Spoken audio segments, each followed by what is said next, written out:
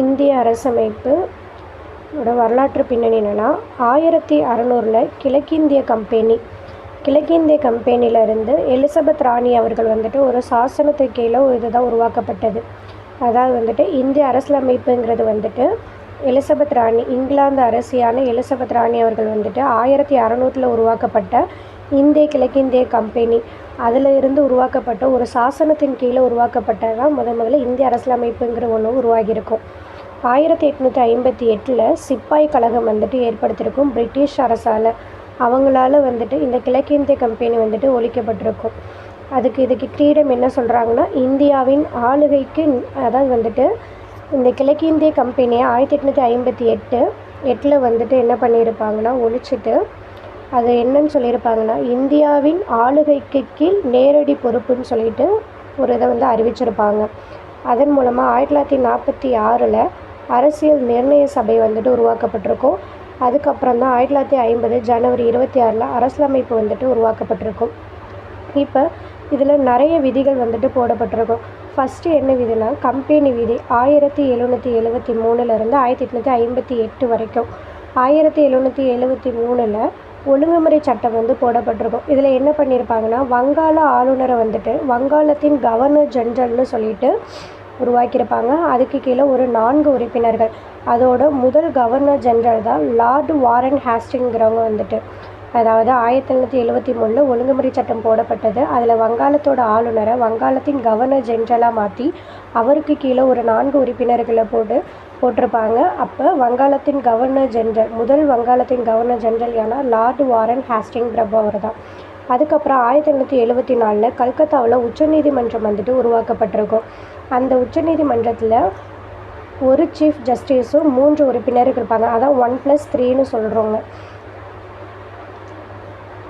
1781 திருத்தச் சட்டம், ஒரு திருத்தச் சட்டம் போடப்பட்டிருக்கும். அதில் 1773 சட்டமான அந்த ஒழுங்குமுறை சட்டத்தில் இருக்கக்கூடிய குறைபாடுகளை சரி செய்யறதுக்கான ஒரு முயற்சியில் உருவானது தான் இந்த 1781 திருத்தச் சட்டம் ஆகும். இப்போ பிரிட்டிஷ் இந்தியாவோட சட்டம் 1987 பிட்ஸ் ஆக்ட்னு சொல்லிட்டு இதை சொல்லுவாங்க. அதில் இந்த பிட்ஸ் ஆக்டை 2ஆக பிரிக்கிறாங்க. வணிக விவகாரம், அரசியல் விவகாரம்னு சொல்லிட்டு 2ஆக பிரிக்கிறாங்க. வணிக விவகாரத்தில் இயக்குனர் பொறுப்பு இருக்கும். இதில் கட்டுப்பாட்டு வாரியத்தின் கீழே இருக்கக்கூடிய உறுப்பினர்கள் இதில் வேலை பார்ப்பாங்க. 1786 சட்டத்தின்படி காரன்வாலிஸ் பிரபு வங்காளத்தோட கவர்னர் ஜெனரலாக நியமனம் செஞ்சுருப்பாங்க. 1786 சட்டத்தின்படி காரன்வாலிஸ் பிரபு அவர்கள் வங்காளத்தோட கவர்னர் ஜெனரலாக நியமனம் செஞ்சுருப்பாங்க. காரன்வாலிஸ் பிரபு என்ன பண்ணியிருப்பாருன்னா 2 கோரிக்கை வச்சுருப்பாங்க. அது என்ன கோரிக்கைனா, அதாவது நான் வங்காளத்தோட கவர்னர் ஜெனரலாக பொறுப்பு ஏற்கணும்னா எனக்கு ஒரு 2 கோரிக்கை வேணும். அந்த 2 கோரிக்கைக்காக உருவாக்கப்பட்டது தான் அந்த 1786 சட்டம். என்னென்னா, சிறப்பு வழக்குகளில் அவரது சபையின் முடிவை மீறுவதற்கு அவருக்கு அதிகாரம் உண்டு. இப்போ ஒரு சிறப்பு வழக்குகள் நடக்குது. அப்போ அந்த இடத்துல ஒரு சபை போட்டு அந்த இடத்துல சிறப்பு வழக்கு நடந்துகிட்டு இருக்கும்போது அவரோட முடிவை மீறுவதற்கு அவருக்கு அதிகாரம் உண்டு. அதாவது இப்போ அந்த இடத்துல ஒரு முடிவு போட்டிருக்காங்கன்னா அதை மீறி அதை மீறுறதுக்கான அதிகாரம் யாருக்கு இருக்கணும்னா காரன்வாலிஸ் பிரபுக்கு இருக்கணும்னு சொல்லிட்டு அவர் ஃபஸ்ட்டு கோரிக்கை வச்சுருப்பார். 2வது, அவர் தளபதியாகத்தான் செயல்படுவார். அவர் அங்கே ஒரு உறுப்பினராகவும் பிரபுவாகவும் இருக்க முடியாது. நான் ஒரு தளபதியாக தான் இருப்பேன்னு சொல்லியிருப்பார். அவருக்காக போடப்பட்டதான் அந்த 1986 சட்டம். அதுக்கப்புறம் 1993 ஒரு சாசன சட்டத்தை போடுவாங்க. காரன்வாலிஸ் பிரபுக்கு வழங்கப்பட்ட அதிகாரம் என்ன பண்ணியிருப்பாங்கன்னா, அதான் 1986 போடப்பட்ட அவருக்கான 2 சிறப்பு அதிகாரத்தை 1793 சாசன சட்டத்தின்படி எல்லாம் பண்ணியிருப்பாங்கன்னா அனைவருக்கும் அந்த அதிகாரத்தை கொடுத்துருப்பாங்க. இந்தியாவில் நிறுவனத்தின் வர்த்தக ஏகபோகத்தின் நீட்டத்தை 20 ஆண்டுகளுக்கு நீட்டிச்சிருப்பாங்க. அதான் ஒவ்வொரு சட்டத்துக்கும் கீழே என்ன பண்ணியிருப்பாங்கன்னா, அந்த கேப் எவ்வளோ இருக்குன்னா 20 வருஷம் இருக்கும். அப்போது இந்தியாவில் நடக்கக்கூடிய அந்த வர்த்தகத்துக்கான ஏகபோகத்தை நீட்டிக்கிறதுக்காக 20 வருஷத்துக்குள்ளார அங்கே என்ன நடந்திருக்கோ அடுத்த ஒரு சட்டத்தை போட்டு திரும்ப மறுபடியும் அந்த 20 வருஷத்துலேருந்து நீட்டிக்கிறது தான், எக்ஸ்டெண்ட் பண்ணுறதுக்காக கொண்டு வரப்பட்டதான் இந்த 1993 சட்டத்தில் இது கோரிக்கை வச்சுருப்பாங்க. அதுக்கப்புறம் 1813 சாசன சட்டம் அடுத்த அந்த 20 வருஷத்துக்கு அடுத்து 1813 போட்டிருப்பாங்க. இதில் என்ன சிறப்பாக பண்ணி முக்கியத்துவம் கொடுத்துருப்பாங்கன்னா, இந்தியாவோட நிறுவனத்தில் வர்த்தக ஏகபோகத்தை ஒழிச்சிருப்பாங்க. தேயிலை வர்த்தகம் அதான் வந்துட்டு தேயிலை வர்த்தகத்தையும் சீனா வர்த்தக நிறுவனத்தை மட்டும்தான் தொடர்ந்துருப்பாங்க. இந்தியாவில் இருக்கக்கூடிய வர்த்தகத்தை எல்லாத்தையும் ஒழிச்சிட்டு தேயிலை வர்த்தகத்தையும் சீனாவுக்கு கொடுத்த வர்த்தகம், சீனா கிட்டேருந்து நம்ம வந்துட்டு ஒரு வர்த்தக வணிக முறை வச்சுருப்போம், அதை மட்டும்தான் தொடர்ந்துருப்பாங்க. 1833 சாசன சட்டம் அடுத்த ஒரு 20 வருஷத்தில் கழிச்சு 1833 ஒரு சாசன சட்டம் போடுறாங்க. அதில் வங்காளத்தோட கவர்னர் ஜென்ரல் அப்படிங்கிற பதவியை இந்தியாவின் கவர்னர் ஜென்ரல்னு சொல்லிட்டு மாற்றிருப்பாங்க. வங்காளத்தோட கவர்னர் ஜென்ரல் அப்படிங்கிற பதவியை இந்தியாவின் கவர்னர் ஜென்ரலாக மாற்றிருப்பாங்க. அதாவது வந்துட்டு நம்ம இங்கே பார்த்தோமா 1973 வங்காள ஆளுநரை வங்காளத்தின் கவர்னர் ஜென்ரலாக மாற்றுறாங்க.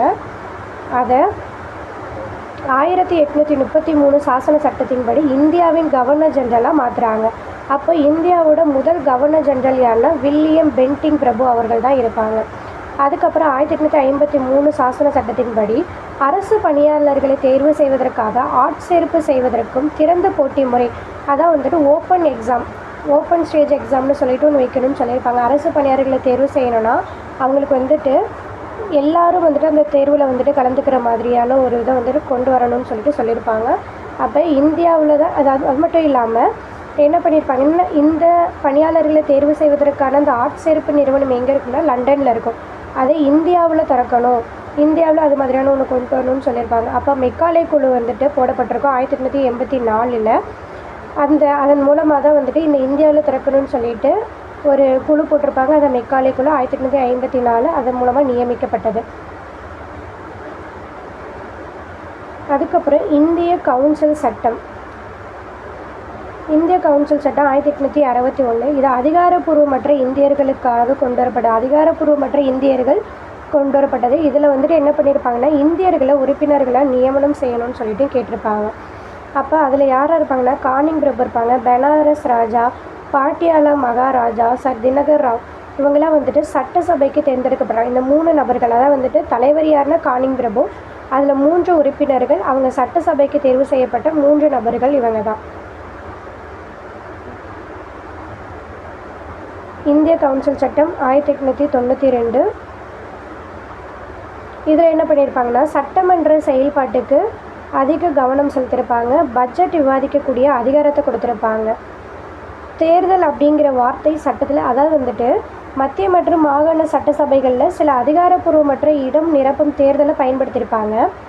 தேர்தல் நடத்தணுங்கிறத பயன்படுத்தியிருப்பாங்க. ஆனால் தேர்தல் அப்படிங்கிற வார்த்தையை வந்துட்டு அந்த சட்டத்தில் வந்துட்டு இந்த இந்திய கவுன்சில் சட்டத்தில் தேர்தல் அப்படிங்கிற வார்த்தையை அவங்க காயின் பண்ணியிருக்க மாட்டாங்க.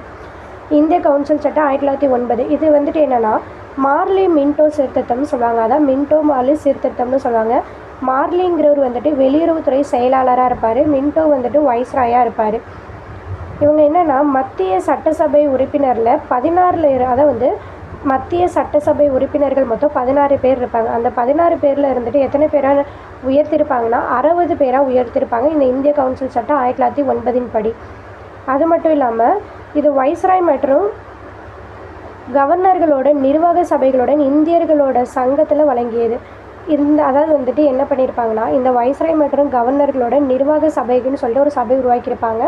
அதில் இந்தியர்களின் சங்கம் முதல்ல இந்தியர்களுக்கான ஒரு சங்கத்தை இதில் தான் வழங்கியிருப்பாங்க. அப்படி போன ஒருத்தவர் தான் நம்ம இந்தியர் தான் சத்யேந்திர பிரசாத் சின்ஹா அவர்கள் வந்துட்டு நிர்வாக குழுவில் இணைந்து முதல் இந்திய சட்டசபை உறுப்பினராக இருந்திருப்பார். சட்ட உறுப்பினராக நியமனம் செய்யப்பட்ட நிர்வாக குழுவில் இணைந்த முதல் இந்தியர்னா சத்யேந்திர பிரசாத் சின்ஹா அவர்கள் தான். அது மட்டும் இல்லாமல் இதில் முஸ்லீம்களுக்கு மட்டும் தனி வாக்குரிமை கொடுத்துருப்பாங்க. தனி வாக்காளர் தொகுதின்னு சொல்லிட்டு கேட்டிருப்பாங்க. அதில் முஸ்லீம்களுக்கு மட்டும்தான் வாக்களிக்கக்கூடிய பிரதிநிதித்துவத்தை கொடுத்துருப்பாங்க. அதான் பிரசிடென்சி கார்ப்பரேஷன், வர்த்தக சபை, பல்கலைக்கழகம், ஜமீன்தார்கள், இது எல்லாமே. அதுக்கப்புறம் இந்திய அரசு சட்டம் 1919. இது 1921 நடைமுறைப்படுத்திருப்பாங்க. இது மாண்டேகு சென்ஸ்போர்டு சீர்திருத்தம்னு கூட சொல்லுவாங்க. மாண்டேகுங்கிறவங்க யாருன்னா சேலை, சென்ஸ்போர்டுங்கிறவர் வந்துட்டு வைஸ்ராய். இதில் தான் இரட்டை ஆட்சி திட்டத்தை வந்துட்டு வகுத்திருப்பாங்க. அதை நம்ம இந்த இரட்டை ஆட்சி திட்டத்தை என்னன்னு சொல்கிறோன்னா டைர்ஷி அப்படின்ட்டு சொல்லிட்டு அழைக்கிறோம். இது ஒரு கிரேக்க வார்த்தையில் என்னன்னு சொல்கிறாங்கன்னா தோல்வின்னு சொல்லிட்டு சொல்கிறாங்க. அதாவது வந்துட்டு என்ன சொன்னால் இரட்டை ஆட்சின்னு சொன்னோம். அப்போ இரட்டை ஆட்சினா 2 சபை இருக்கிறது, மேல் சபை, கீழ் சபை. மேல் சபைங்கிறது வந்துட்டு மாநில கவுன்சில், கீழ் சபைங்கிறது வந்துட்டு சட்டமன்றம். 1926 மத்திய அரசு பணியாளர் தேர்வாணையத்தை உருவாக்கியிருப்பாங்க. இதன் மூலமாக தான் 1926 மத்திய அரசு பணியாளர் தேர்வாணையம் உருவாக்கியிருப்பாங்க. அதுக்கப்புறம் போடப்பட்ட சட்டம் தான் 1935 இந்திய அரசு சட்டம். இதில் 321 பிரிவுகள், 10 அட்டவணைகள், நீண்ட மற்றும் ஒரு விரிவான ஆவணமாக இருக்கும். நம்ம இப்போ பயன்படுத்திகிட்டு இருக்கக்கூடிய அரசியலமைப்பு சட்டத்தில் அரசியலமைப்பு சட்டம் இருக்குல்ல, அந்த இதில் இருந்து ஒரு இந்திய அதுக்கு முன்னாடி போடப்பட்ட ஒரு சட்டம் தான் 1935 இந்திய அரசு சட்டம்னு.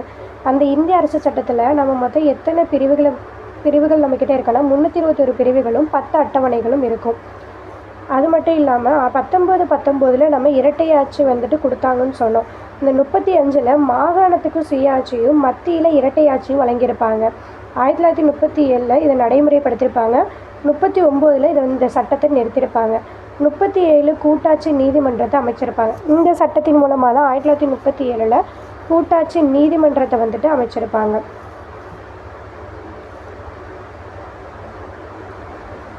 அதுக்கப்புறம் 1947 இந்திய அரசு சட்டம்னு சொல்லிட்டு ஒன்று போடுறாங்க.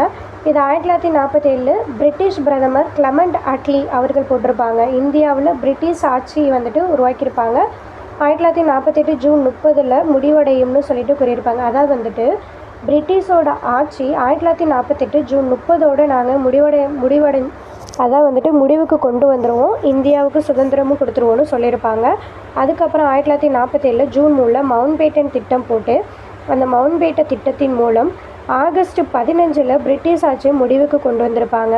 மவுண்ட் பேட்டன் டொமினியன் இந்தியா அப்படின்னு சொல்லிட்டு அறிவிச்சிருப்பார். அப்போ அவர் தான் நம்ம இந்தியாவோட முதல் கவர்னர் ஜென்ரலாகவும், மவுண்ட் பேட்டன் சுதந்திரத்திற்கு அப்புறம் முதல் கவர்னர் ஜெனரல் யாருன்னா மவுண்ட் பேட்டன். ஃபஸ்ட்டு பிரதமர் யாருன்னா ஜவஹர்லால் நேரு. இடைக்கால அரசாங்கம் எப்போ இருக்குன்னா 1946 இடைக்கால அரசாங்கம் இருக்கும். இந்த இடைக்கால அரசாங்கத்தில் சபையோட துணைத் தலைவராகவும் வெளியுறவு காமன்வெல்த் துறையாகவும் இருந்தது யாருன்னா ஜவஹர்லால் நேரு. இதெல்லாம் அப்போ போடப்பட்ட குழுக்கள், அந்த இடைக்கால அரசாங்கத்தில் அவங்களுக்கு கொடுக்கப்பட்ட பதவிகள், இது எல்லாமே எல்லாம் பார்த்துக்க வேண்டியதான். சுதந்திர இந்தியாவோட முதல் அமைச்சரவை 1947 மௌலானா அபுல் கலாம் ஆசாத் அவர்கள் நம்ம இங்கே பார்த்தோமா, இடைக்கால அரசாங்கத்தில் இருந்த அமைச்சர்கள், அங்கே போடப்பட்ட அந்த தலைவர்கள் எல்லாமே அவங்க சுதந்திரத்துக்கு அப்புறம் உருவாக்கப்பட்ட ஒரு அமைச்சரவை. சுதந்திர இந்தியாவோட முதல் அமைச்சரவை 1947 போட்டிருப்பாங்க. அதில் இருந்த அங்கே இருந்த தலைவர்கள் அப்படியே அவங்களுக்கான பதவிகள் மட்டும் கொஞ்சம் சேஞ்ச் ஆகிருக்கும். அடுத்த அரசமைப்பு உருவாக்கம் 1934 இந்தியாவோட கம்யூனிஸ்ட் கட்சி இயக்கத்தோட முன்னோடி தான் எம்.என். ராய் அவர்கள். இவர் என்ன பண்ணியிருப்பார்னா, இந்தியாவுக்கான ஒரு அரசியல் நிர்ணய சபை வேணும்னு சொல்லிட்டு இவர் தான் முதல் யோசனை, அவரோட சிந்தனையை வெளிப்படுத்தியிருப்பார்.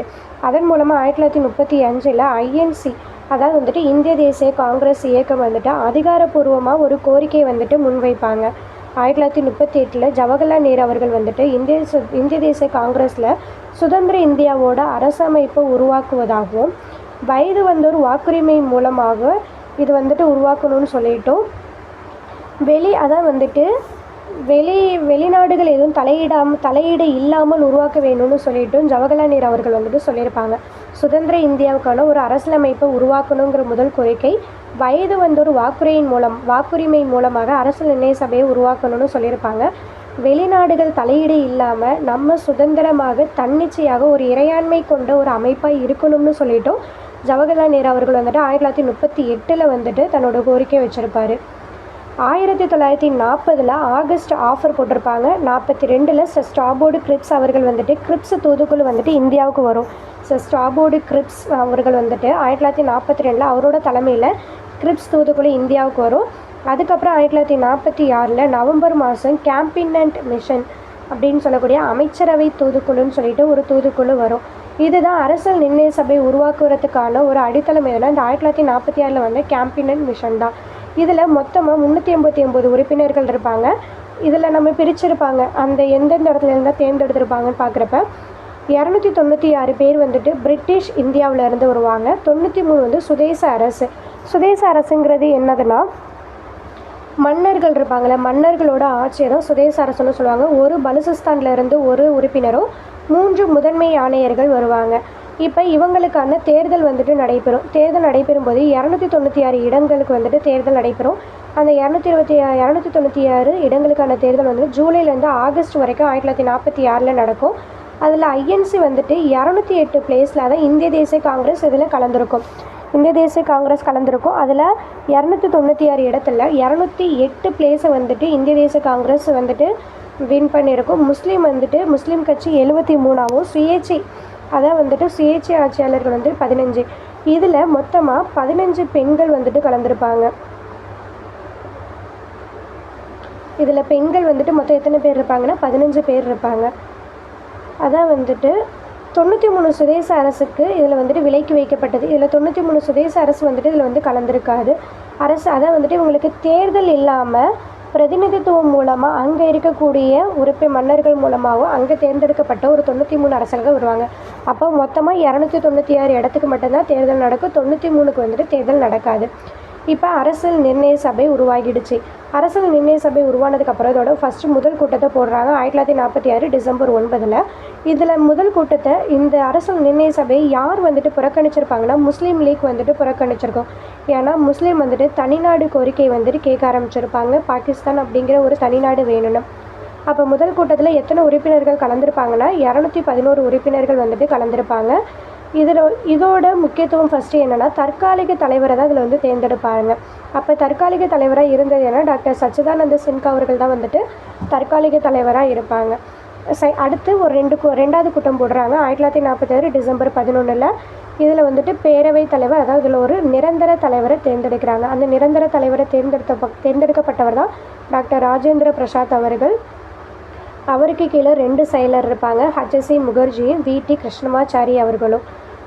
அடுத்து குறிக்கோள் தீர்மானம். 3வது கூட்டத்தில் குறிக்கோள் தீர்மானம் போடுறாங்க டிசம்பர் 13, 1946.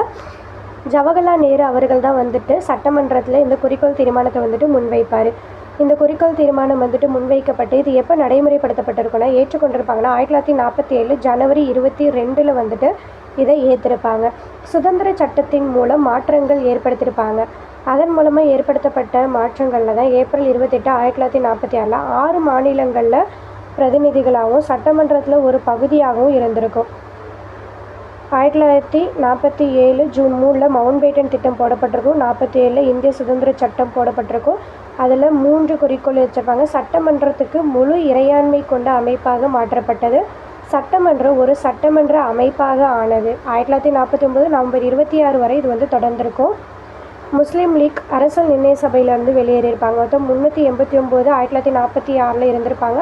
அதில் 299, அதில் இந்திய மாகாணத்துலேருந்து 296 229 பேராக மாறியிருப்பாங்க.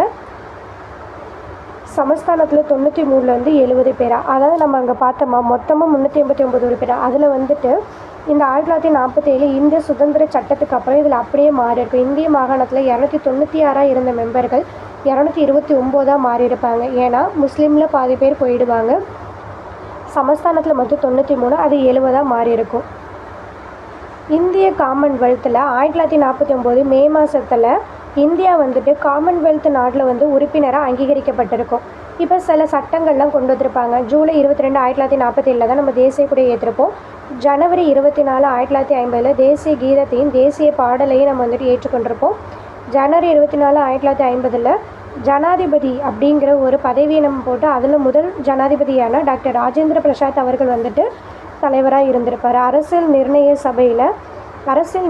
சபை மட்டும் 11 மாதங்கள் நடந்திருக்கும். 11 மாதங்கள் மற்றும் 18 நாட்கள்னு கூட சொல்லுவாங்க. 11 அமர்வாக கொண்டிருக்கும். மொத்தமாக இந்த அரசியல் நிர்ணய சபை 11 அமர்வாக இருந்திருக்கும். நம்ம இந்த அரசியலமைப்பை வந்துட்டு உருவாக்கும் போது 60 நாடுகள் கிட்ட இருந்து நம்ம வந்து கடன் வாங்கியிருப்போம்னு சொல்லுவாங்க. 60 நாடுகளுக்கு வந்துட்டு பயணம் மேற்கொண்டு அவங்களோட அரசியலமைப்பெல்லாம் வந்துட்டு பார்த்து என்னென்ன மாதிரியான நம்ம விதிகளை நம்ம எடுத்துருக்கலாம்னு சொல்லிட்டு ஒரு 60 நாடுகள் இது பண்ணியிருப்பாங்க. 114 நாட்கள் வந்துட்டு பரிசீலனை மேற்கொண்டிருப்பாங்க. 64 லட்சம் இதுக்காக செலவு செய்யப்பட்டிருக்கும். நம்மளோட இப்போ இருக்கக்கூடிய இந்தியன் கான்ஸ்டியூஷன் அந்த புக்கை வந்துட்டு நம்ம வந்துட்டு மேக் பண்ணுறதுக்கு 64 லட்சம் வந்துட்டு செலவு செய்யப்பட்டிருக்கு. ஜனவரி 24, 1950 இது என்ன பண்ணியிருப்பாங்கன்னா அதான் முடிஞ்சிருக்கும். அதோட கூட்டம் நம்ம பார்த்தோம்ல அரசியல் நிர்ணய சபையோட கூட்டம் எப்போ வந்துட்டு முடிவடைஞ்சிருக்கும்னா ஜனவரி 24, 1950 வந்துட்டு அந்த அரசியல் நிர்ணய சபையோட இறுதி கூட்டம் முடிவடைஞ்சிருக்கும். 1950 ஜனவரி 26 முதல் நம்ம அரசியல் நிர்ணய சபையை வந்துட்டு ஏற்றுக்கொண்டிருக்கோம். 1951, 52 தற்காலிக நாடாளுமன்றம் உருவாக்கப்பட்டிருக்கும். புதிய நாடாளுமன்றம் உருவாகிற வரைக்கும் நமக்கான ஒரு புதிய பாராளுமன்றத்தை உருவாக்குற வரைக்கும் 1951-52 வரைக்கும் தற்காலிக பாராளுமன்றமாக தான் இந்தியாவில் வந்துட்டு உருவாக்கப்பட்டிருக்கும். நம்ம இப்போ அரசியல் நிர்ணய சபையில் போட்டிருப்போம். அதன் மூலமாக ஒரு தொகுதி சட்டமன்ற குழுக்கள் உருவாக்கப்பட்டிருப்பாங்க. அதில் 8 பெரிய குழுவாகவும் 13 சிறிய குழுக்கள் இருக்கும். இது வந்துட்டு கேட்கலாம், எப்படி வந்துட்டு எத்தனை குழுக்கள் போட்டிருக்காங்க, பெரிய குழுக்கள் மொத்தம் எத்தனை, சிறிய குழுக்கள் எத்தனைன்னு கேட்கலாம். அந்த குழுக்கள் தான் இது எல்லாமே. யூனியன், அதான் வந்துட்டு யூனியனுக்கு போடப்பட்டதுன்னா ஜவஹர்லால் நேரு, யூனியனோட அரசமைப்புக்கும் ஜவஹர்லால் நேரு தான். மாகாண அரசமைப்புக்கு சர்தார் வல்லபாய் பட்டேல், வரைவு குழுக்கு டாக்டர் B.R. அம்பேத்கர் அவர்கள், அடிப்படை உரிமை, சிறுபான்மையினர் மற்றும் பழங்குடியினர் மற்றும் ஒதுக்கப்பட்ட பகுதி பற்றிய ஆலோசனை குழுக்கு சர்தார் வல்லபாய் பட்டேல். நடைமுறை குழு விதிகளுக்கு வந்து டாக்டர் ராஜேந்திர பிரசாத் இருப்பாங்க. மாநில குழுக்கு ஜவஹர்லால் நேரு, மாநிலம், யூனியன் இது எல்லாமே வந்துச்சுன்னா ஜவஹர்லால் நேரு தான் குழு தலைவராக இருப்பார். வழிநடத்தல் குழுக்கு வந்துட்டு டாக்டர் ராஜேந்திர பிரசாத். நம்ம பார்த்தோம் 8 குழு வந்து பெரிய குழுக்கள், அது 3 வந்துட்டு சிறிய குழுக்கள், மொத்தம் 13. இது என்னென்னு பார்த்துக்கோங்க. இப்போ நம்ம அரசியலமைப்பு உருவாக்குறோம். அரசியலமைப்பு உருவாக்குறதுக்கான ஒரு டிராஃப்ட் கமிட்டின்னு சொல்லி ஒன்று போட்டிருப்பாங்க. அந்த வரைவுகளை எப்போ போட்டிருப்பாங்கன்னா 1947 ஆகஸ்ட் 29 போட்டிருப்பாங்க. இதில் எத்தனை உறுப்பினர்கள்? மொத்தம் 7 உறுப்பினர்கள். அதான் வந்து தலைவரோடு சேர்த்து தான் 7 உறுப்பினர்கள். யாரானா டாக்டர் B.R. அம்பேத்கர், என் கோபாலசாமி, K.A. முன்ஷி, சையத் முகமது சாதுல்லா, என் மாதராவ். அதான் வந்துட்டு P.L. மிட்டருக்கு பதிலாக என் மாதராவ் வந்திருப்பார். T.P. கைத்தானுக்கு பதிலாக T.T. கிருஷ்ணமாச்சாரி அவர்கள் வந்துட்டு வந்திருப்பாங்க. அப்புறம் அல்லாடி கிருஷ்ணசாமி ஐயர் அவர்கள் வந்துட்டு வந்திருப்பாங்க. முதல் வரைவு குழு 1948 பிப்ரவரியில் வந்துட்டு வெளியிடப்பட்டிருக்கும். 2வது வரைவு வந்துட்டு 1948 அக்டோபர் மாதம் வந்துட்டு சப்மிட் பண்ணியிருப்பாங்க. இந்த வரைவை தயாரிக்கிறதுக்கு நமக்கு மொத்தம் 6 மாதம் ஆயிடுச்சு, 141 நாட்கள் ஆயிடுச்சு. இப்போ நம்ம அரசமைப்பு சட்டத்தை உருவாக்கிட்டோம். அதன் மூலமாக முதல் வாசிப்பை வந்துட்டு வைக்கிறாங்க. 1948 நவம்பர் 4 முதல் வாசிப்பு, அது நவம்பர் 9 வரைக்குமே வந்துட்டு இந்த விவாதம் போய்கிட்டு இருக்குது. செகண்ட் வாசிப்பு நவம்பர் 15 1948, அக்டோபர் 17 49 வரைக்கும் போகுது. இதில் மொத்தம் எத்தனை திருத்தங்கள்னால் 7653 திருத்தங்களை வந்துட்டு வச்சுருப்பாங்க. அதில் 2473 திருத்தங்களோடு நம்ம என்ன பண்ணியிருப்போம்னா ஏற்றிருப்போம். 3வது வாசிப்பு நவம்பர் 14 1949 நவம்பர் 26 1949 வரைக்கும் இந்த விவாதம் போய்கிட்டு இருக்கும். இந்த விவாதம் கடைசியாக முடிஞ்சு 2473 திருத்தங்களோடு நம்ம இந்த அரசியலமைப்பை ஏற்றிருப்போம். அதில் 299 உறுப்பினர்கள் என்ன இருப்பாங்க. அதில் 284 உறுப்பினர்கள் வந்துட்டு கையெழுத்திட்டிருப்பாங்க. மொத்தமாக இந்த அரசியல் நிர்ணய சபையில் 299 உறுப்பினர்களில் 284 உறுப்பினர்கள் கையெழுத்து போட்டு இந்த அரசியல் அமைப்பு சட்டத்தை ஏற்றிருப்பாங்க. அப்படி ஏற்றுக்கொள்ளப்பட்டு 1949 நவம்பர் 26 இந்த அரசியலமைப்பு சட்டம் ஏற்றுக்கொள்ளப்பட்டிருக்கும். அதில் வந்துட்டு ஒரு முன்னுரை இருக்கும், 395 கட்டுரைகள், அதாவது வந்துட்டு பிரிவுகள், 8 அட்டவணை இருக்கும், 22 பகுதிகள் இருக்கும்.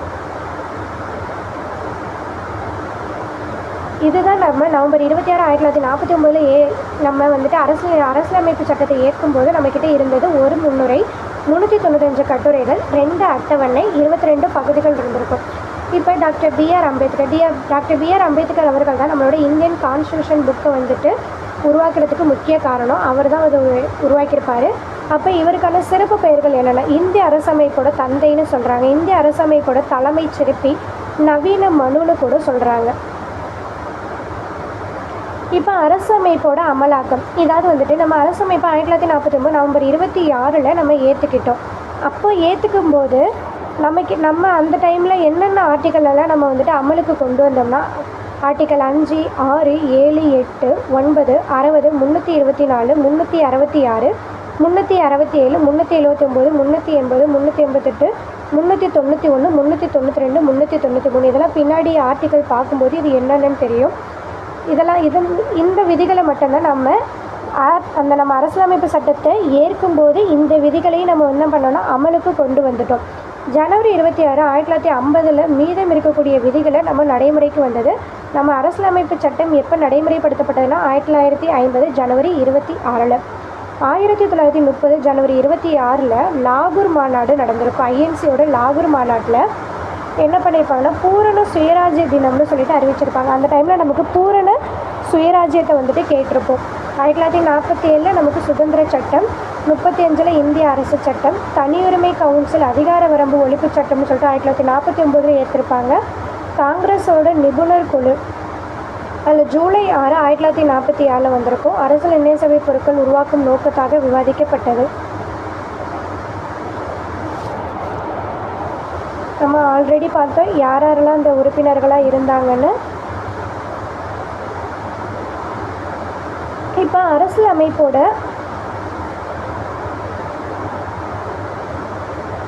முக்கியமான உண்மைகள் என்னென்னு பார்க்கலாம். அரசியலமைப்பு சின்னம், நம்மளோட அரசமைப்பு சட்டம் உருவாக்கப்படும் போது அதுக்கான சின்னம் என்ன வச்சோம்னா யானையை வச்சுருந்தோம். அரசியல் நிர்ணய சபையோட ஆலோசகராக யார் இருந்தாங்கன்னா BN ராவ் இருந்தார். தொகுதி செயலாளர் HV ஐயங்கார் இருந்தார். தலைமை வரைவாளர் SN முகர்ஜி. நம்ம அரசியலமைப்பு சட்டத்தை இத்தாலி பாணியில் வந்துட்டு கைப்பட எழுதியிருப்பார். இத்தாலிய பாணியில் அரசியலமைப்பு சட்டத்தை கைப்பட எழுதினவர் தான் பிரேம் பெகாரி நரேன் ரைஜடா அவர்கள். அதுக்கு இந்த அரசியலமைப்பு சட்டத்துக்கு அலங்காரம் தொகுத்தவர் என்ன நந்தலால் போஸும் பியோகர் ராம் மனோகர் சின்கா அவர்கள் வந்துட்டு. அது மட்டும் இல்லாமல் இவங்க 2 பேருமே சாந்தி நிகேதனோட கலைஞர்களாக இருந்தவங்க. நம்ம ஆல்ரெடி பார்த்தோம் இத்தாலி பாணியில் எழுதினவங்க என்ன பிரேம் பெகாரி நரேன் ரைஜடா.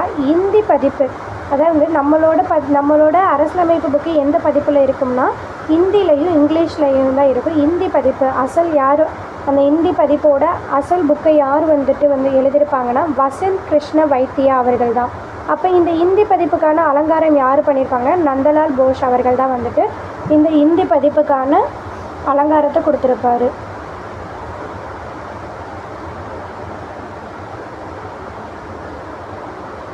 இதுதான் வந்துட்டு அரசியலமைப்பு உருவாக்குறதுக்காக இருந்த